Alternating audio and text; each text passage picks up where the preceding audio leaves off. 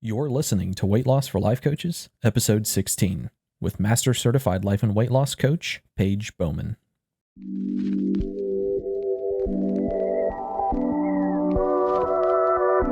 Welcome to Weight Loss for Life Coaches, the weekly podcast for coaches who are growing their coaching business and on their weight loss journey.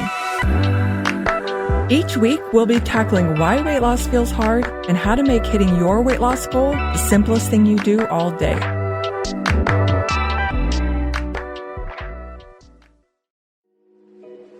We are going to be talking about why weight loss feels hard, and instead of just dismissing it and saying weight loss isn't hard, it's simple, it's easy, we're going to talk about why so you can understand it and start flipping that story on its head, because you'll understand exactly why it feels hard and you'll know how to make it feel simple from here on out.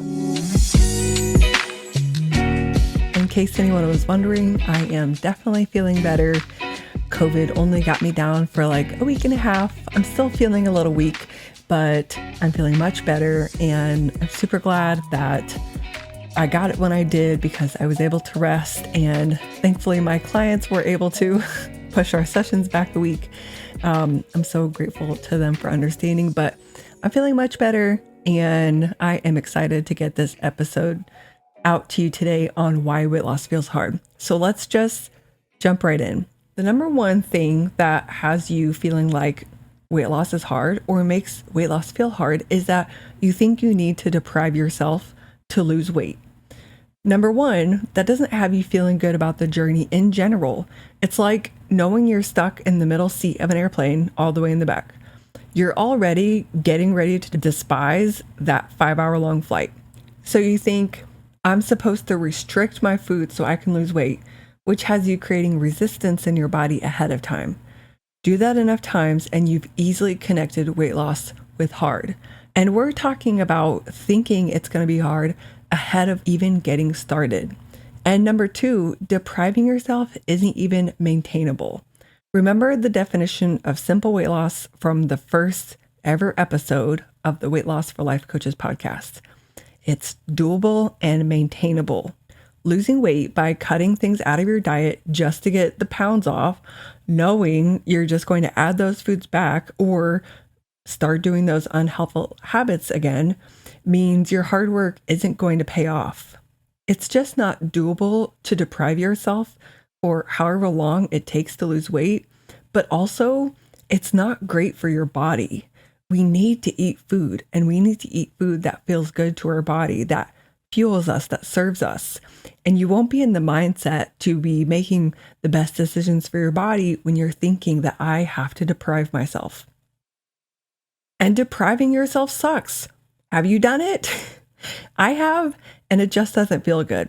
It's like telling yourself no all the time, drooling over what other people are eating, trying to avoid certain aisles in the grocery store, saying no to going out so you're not tempted, and then bonus, binging on all those things you've been telling yourself you can't have all week. So your hard work really was for nothing, and you're also probably drinking some shame soup on top of it. This whole cycle is one of the top reasons weight loss feels hard. And unfortunately for many of us, my clients and myself included, this feels like the only way. I can honestly say finding life coaching changed my life, and this was a huge reason. I studied psychology and counseling for years, like many years, and not once do I remember reading a textbook about emotional eating.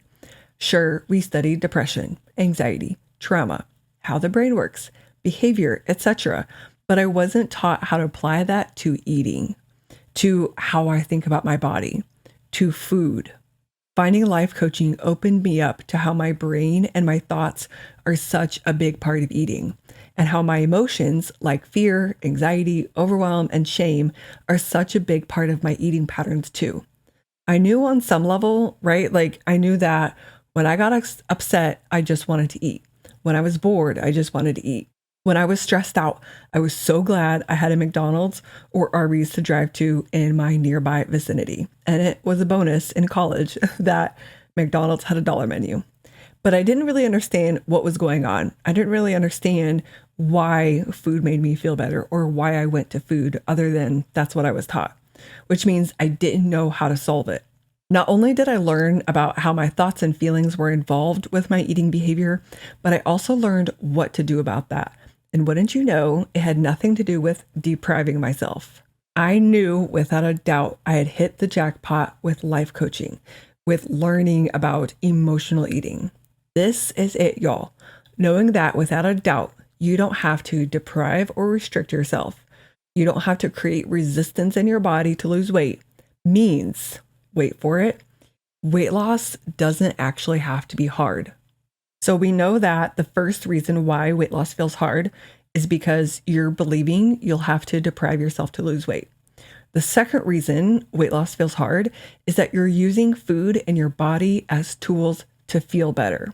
This goes along with what I was just talking about with thoughts and feelings having to do with our eating patterns and why and how we use food. It makes weight loss feel hard because you're not letting food be food and your body be your body. You're not eating food for fuel and eating food for the reasons that food is created, right? To help you nourish your body. And you're not letting your body be a body that has emotions. Instead, you're eating food to make those emotions feel better or go away. It also keeps you out of science mode. It keeps you out of experimenting and observing. Food doesn't just get to be something you use to fuel your body. Weight doesn't just get to be data. Your body doesn't get to be this thing that you observe and learn more about. Instead, they're what you use to feel better or make yourself feel worse sometimes. I want you to think about using the 3 super simple steps, right? Plan your food ahead of time, write it down, and honor your plan. And I want you to think about using this as a tool to reprogram the way you think about food and using your prefrontal cortex to make decisions. And I want you to think about going into that, 1, believing that food is what makes you feel better.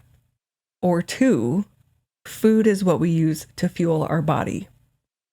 It's going to be a very different kind of experience when you go to use the 3 super simple steps to lose weight.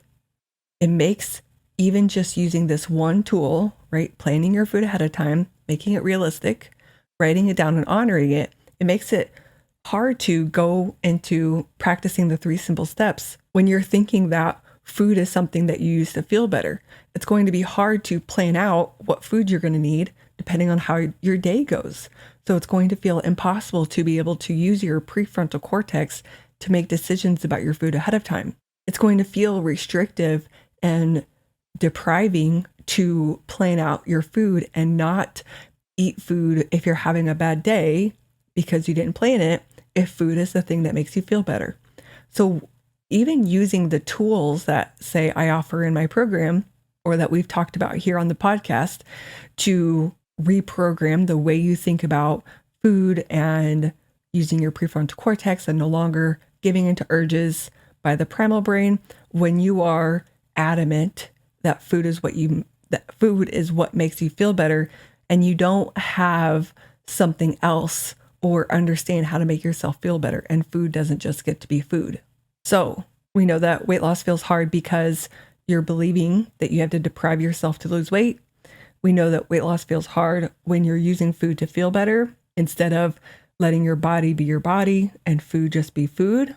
And the third reason weight loss feels hard is when you're not actually solving for the reason you overeat in the first place because of an emotion.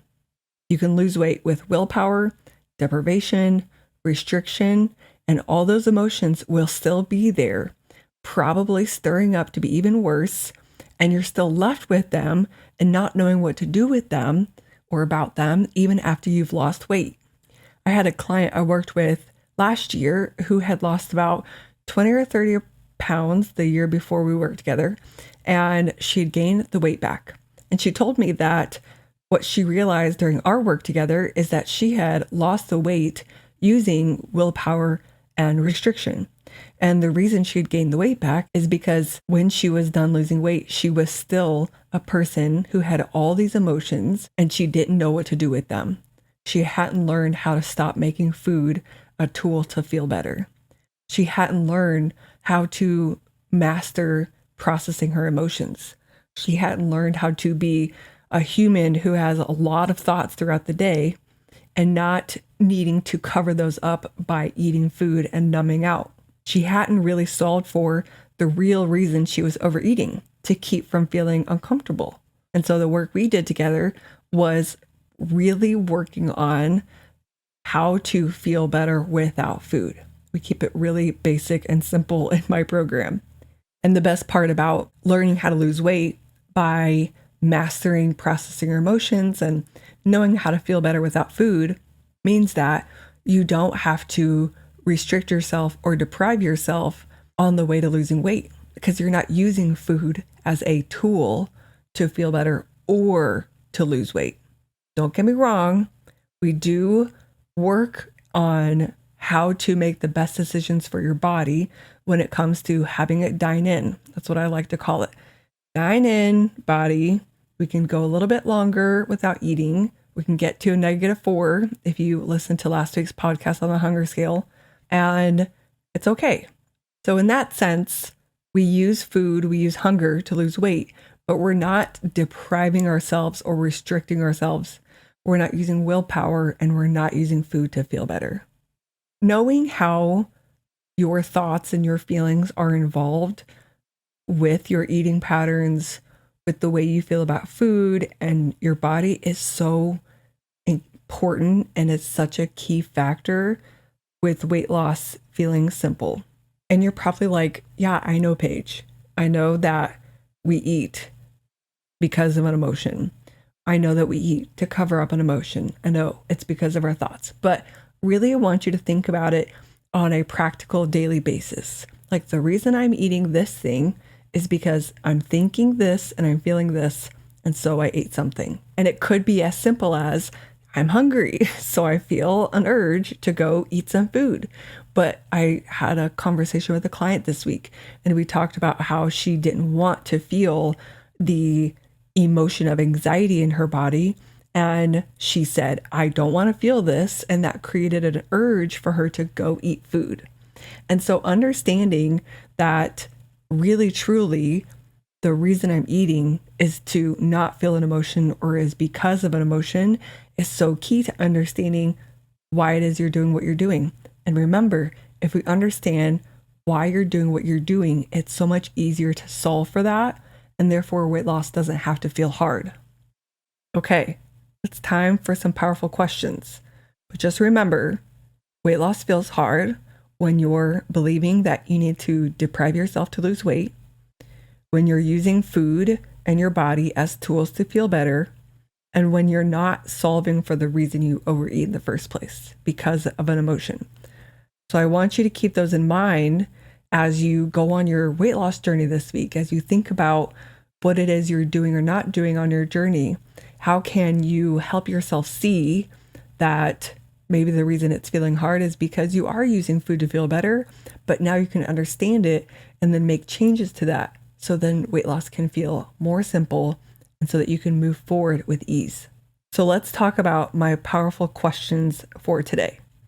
Number 1, what if weight loss was actually easy? What if it were simple?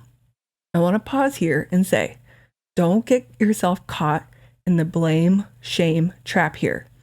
I had a client recently struggle with learning that really it could be simpler than she's always thought. But she used that as a reason to judge herself for not figuring that out sooner.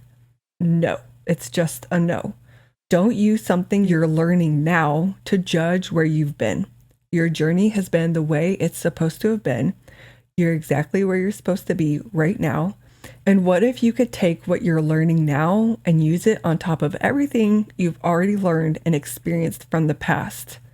Let that be the way you move forward today. And lastly, what if the reason I'm overeating is because of an emotion? What would I do moving forward? So remember, we want to solve for the actual problem, right? That's what makes weight loss so simple, is we're solving for the real problem. So if it's true that I'm overeating because of an emotion, whether it's in reaction to one or to avoid an emotion, then what would you do moving forward on your journey. And here's a hint for you coaches listening to this. You can use one of any of your coaching tools here. I'm really making it super simple to understand the problem because I know you, coach, have amazing tools that you help your clients with and that you help yourself with. So if we know that you're eating in reaction to or to avoid an emotion, weight loss can feel really simple here because then you can just use your coaching tools to help yourself, whether it's feel that emotion, allow that urge, to remind yourself that we only eat foods when it's time to eat, right? When it's that time on the hunger scale, right? The body says it's time to eat. That's when we eat. Maybe it's to do a thought download, right? Like put your thoughts on paper and see what emotion or what thoughts you might be trying to avoid and have some compassion for yourself. Whatever it is, we want to solve for the actual reason. It's an emotion. And what are you going to do about that moving forward? And if you would like help with using your own coaching tools or using my coaching tools and the tools I use in my signature simple weight loss program to make weight loss simple, to no longer deprive yourself, to no longer use food to feel better, and to solve for the actual problem because of emotion, I would love to invite you to book a consultation call with me, and we can talk about what it would be like to lose weight this way, to lose weight in a way that feels super simple, right? Doable and maintainable while you're growing your coaching business. So you can keep working on your business and go ahead and get started on that simple weight loss journey. If that's something that you'd be interested in, you can book a call at pagewoman.com/services, or you can always send me a message on Instagram at lifecoachpageb and tell me you're interested. If you love this episode, leave us a review on your favorite podcast platform. Let us know what you loved about it. Give us 5 stars and share this episode with your fellow life coaches who may feel like weight loss is hard, but may have the most amazing coaching tools to help themselves. And they just need to hear this episode and understand why it feels hard right now. So share this episode with them and let them know where they can learn how to make weight loss simple. All right, y'all, that's it for today's episode. I'll see y'all next week.